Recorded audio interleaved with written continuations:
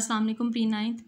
बेटा आज हम लोगों ने पढ़ना है स्टडी ऑफ मलेरिया। ठीक है, अब ये स्टडी ऑफ मलेरिया के अंदर क्या है, पहले हमने जो लेक्चर्स के अंदर पढ़ा वो हमने ये देखा कि बायोलॉजिकल मेथड क्या होता है, उसके स्टेप्स क्या होते हैं। अब आप ये समझ लें कि ये एक प्रैक्टिकल है उस मेथड को समझने का। ठीक है, तो देखते हैं कि इसके अंदर क्या होता है। फर्स्ट ऑफ ऑल मलेरिया क्या होती है। Malaria is a common disease in many countries including Pakistan. ठीक है, एक कॉमन डिजीज़ है बहुत सारी कंट्रीज़ में, पाकिस्तान में भी है। We will go through the history of this disease. हम लोग पहले इसकी हिस्ट्री डिस्कस करेंगे और उसके बाद देखेंगे कि how biology solved biological problem concerning the cause and transmission of malaria. अब हमें ये देखना है कि बायोलॉजी ने किस तरह से इस मेथड को अडॉप्ट करके ये मसला सॉल्व किया था, मलेरिया को किस तरह से उन्होंने क्योर किया था। ठीक है, उसके कॉजेज़ क्या थे, उसके बाद उसको ट्रांसमिशन किस तरह से हुई, ये सारी चीज़ें आज के लेक्चर में हम लोग देखेंगे। फर्स्ट ऑफ ऑल इसकी हम लोग हिस्ट्री देख लेते हैं। ठीक है, हिस्ट्री में क्या हुआ था about 2000 years ago. Just imagine कितनी ये पुरानी बात है। Physicians were familiar with the malaria. Physicians को ये पता था कि मलेरिया कोई डिजीज़ है। ठीक है, अब उन्होंने इस पहले शुरू में, अब देखें जब मलेरिया का स्टार्ट हुआ था उस टाइम की ये बात है और ये 2000 साल पहले की बात है। उस वक्त मतलब सिर्फ देखना है कि अब मलेरिया क्या हुआ क्या था। उन्होंने कहा था कि मलेरिया सिर्फ एक ऐसी डिजीज़ है जो एक चिल की या फेवर की है, मतलब ठंडी या सर्दी की वजह से जो बुखार वगैरह हो जाता है उसकी वजह से होता है। कोई आगे पीछे नहीं था कि मलेरिया क्यों होता है, उसकी वजह क्या होती है, ये सारे कुछ भी नहीं था, सिर्फ इतना ही था, ऑब्ज़र्व किया था। उसके बाद क्या हुआ कि उन्होंने ऑब्ज़र्व किया कि disease was more common among people living in low marshy areas. उन्होंने ये देखा कि ऐसे लोगों में ये डिज़ीज़ ज़्यादा होती है जो लोग मार्शी एरियाज़ पे रहते हैं। मार्शी एरियाज़ मतलब कीचड़ वाले गंदे इलाकों में रहते हैं। ठीक है, जहाँ पे पानी खड़ा होता है जगह जगह पे। अब उन्होंने ये देखा कि ऐसे लोगों में ये डिज़ीज़ ज़्यादा होती है जो कि इस तरह के इलाकों में रहते हैं। ठीक है, it was thought that the stagnant water of marshes poisoned the air and as a result of breathing in this bad air people got malaria. अब जब उन्होंने ये देखा ना कि ऐसे इलाकों में लोगों के रहने की वजह से ज़्यादा ये डिज़ीज़ होती है, तो उन्होंने ये देखा कि जो मार्शेस होती है, ये कीचड़ वाली कोई जगह होती है, तो उस होता क्या है कि जो उसका बदबूदार पानी होता है ना, स्टेगनेंट वाटर उसको बोलते हैं। ठीक है, वो हवा को भी आलूदा कर देता है। जब हम उस हवा के अंदर सांस लेते हैं, ठीक है, तो वहाँ से लोगों को जो है मलेरिया होना शुरू हो गया था। ठीक है, और यहीं से उसका नाम भी मलेरिया का निकला था। इटालियन वर्ड्स थे दो। पहला वर्ड था माला। माला का मतलब होता है बैड और एरिया का मतलब होता है एयर। ये दोनों इटालियन वर्ड्स थे। तो यहाँ से ये नाम इन्होंने इंट्रोड्यूस किया था मलेरिया का। माला मीन्स बैड एंड एरिया मीन्स एयर, मलेरिया। ठीक है, कि बैड एयर के में सांस लेने की वजह से ये डिजीज़ होती है।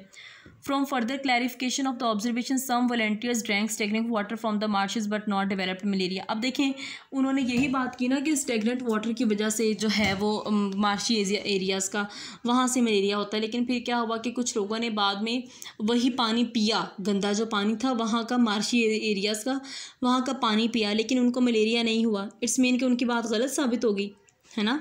तो नेक्स्ट देखते हैं कि फिर क्या हुआ था। ये this is just like a story, तो आप लोग बड़ा इंटरेस्ट लेके ये सुने, फिर आपको समझ आएगी।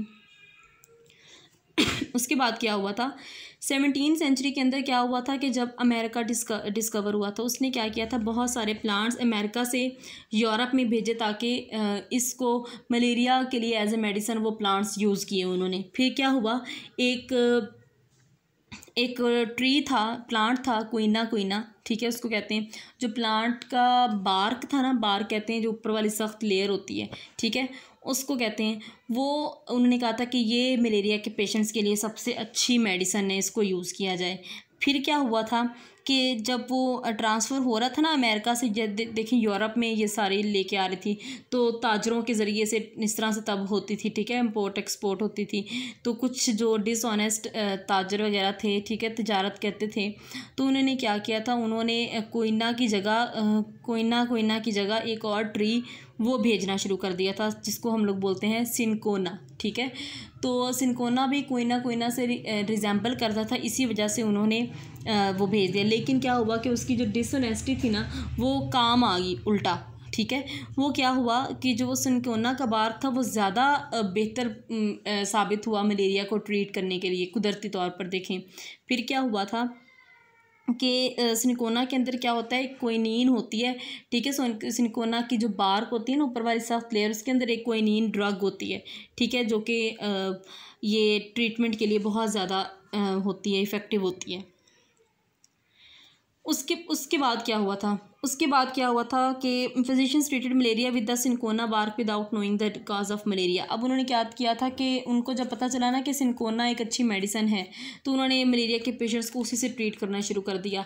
अब देखिए बेटा, आजकल जैसे कोरोना है, ठीक है, तो हम लोग भी, डॉक्टर्स भी अभी भी यही करें ना कि जो चीज़ उनको सूटेबल लगती है, जिसको थोड़ा सा भी पेशेंट को फ़र्क पड़ता है, तो वो वही medicine as a medicine use करना शुरू कर देते हैं। जैसे कोई ये देसी दवाई होगी या कुछ भी, तो एज ए मेडिसिन यूज़ करना शुरू कर देते हैं। लेकिन एक्चुअल रीज़न तो नहीं ना उसकी अभी पता चली हमें कि ये होता क्यों है, ये क्या है, ठीक है। बस यही पता है कि वायरस के ज़रिए से होता है, अभी उस पर रिसर्च हो रही है, ठीक है। तो तब भी यही हुआ कि उनको पता चला कि सिनकोना के बार्क से बस वो मलेरिया ट्रीटमेंट हो जाता है, तो उन्होंने वो यूज़ करना शुरू कर दिया। फिर क्या हुआ, 200 ईयर्स लेटर, 200 साल बाद क्या हुआ कि it was found that some disease are caused by, तब 200 साल बाद ये पता चला कि कुछ ऐसी भी डिजीज़ होती हैं जो कि कुछ माइक्रो ऑर्गेनिजम्स की वजह से भी फैलती हैं, छोटे छोटे जानदारों की वजह से भी फैलती हैं, जिनको हम लोग अब बोलते हैं वायरस, बैक्टीरिया, ठीक है। जब ये डिस्कवरी हो गई थी तो उस वक्त ये कहा गया था कि जो मलेरिया है वो भी शायद ऐसी किसी चीज़ से फैला हो, ऐसी किसी माइक्रो ऑर्गेनिज़म से फैला हो। लेकिन कैसे पता चलेगा, पता इस तरह से चला कि 1878 के अंदर, अब देखिए 18वीं सदी आ गई, 1878 के अंदर एक आर्मी का फिजिशियन था जिसका नाम था लेवरन, ठीक है। उसने इस काम पर रिसर्च करना शुरू कर दी। उसने क्या किया, उसने मलेरियल पेशेंट का ना ब्लड लिया, उसको माइक्रोस्कोप के अंदर स्टडी किया, क्योंकि आपको पता है ना कि जो माइक्रो ऑर्गेनिजम्स होते हैं हम उनको आम आंख से नहीं देख सकते, वो माइक्रोस्कोप से ही स्टडी होते हैं। तो वहाँ से ब्लड लेना शुरू, उसने ब्लड लिया और माइक्रोस्कोप के नीचे रखकर उसको स्टडी करना शुरू किया। फिर देखते हैं कि आगे उन्होंने क्या उसने ऑब्ज़र्व किया, ये हम नेक्स्ट लेक्चर के अंदर देखेंगे, ठीक है। तो उसके टिल देन अल्लाह हाफिज़।